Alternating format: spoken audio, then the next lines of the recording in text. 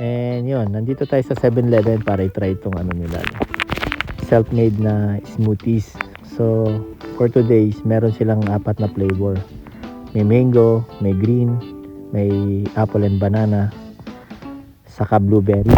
So for today, napili natin yung blueberry kasi, or mixed berries, kasi healthy to sa katawan, ano. So first time ko lang gagamit nitong machine na to, kaya wala rin akong idea. So try natin kung user friendly ba ito or hindi.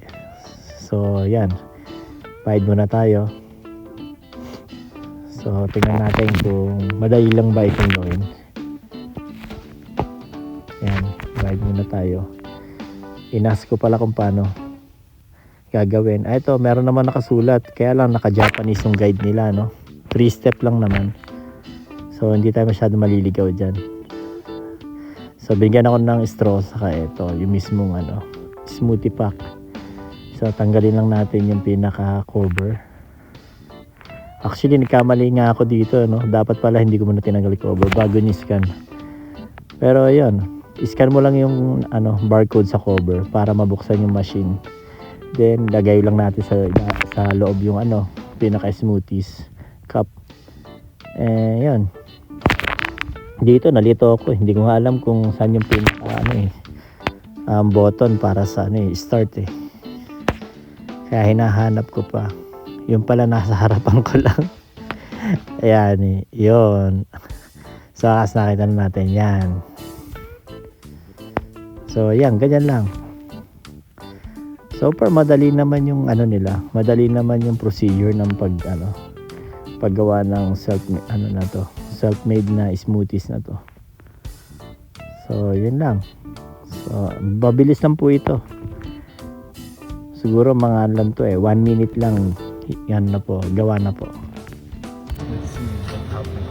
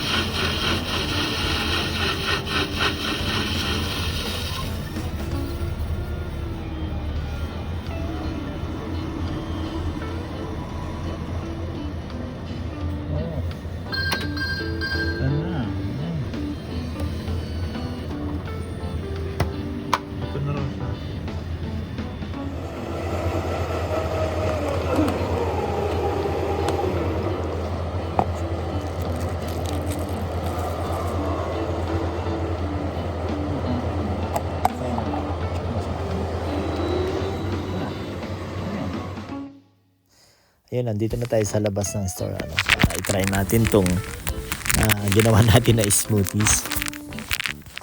So for 300 yen, I think sulit naman to. Kasi masarap eh. Puro kasi yung lasa.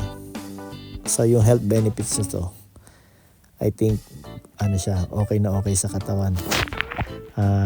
For me, kahit ito lang yung breakfast ko, okay na sa akin to eh. Kagandahan pa rito, may 4 na flavor. Hindi ko lang alam kung marami pa silang ibang flavor, no? But today, nakita ko lang 4.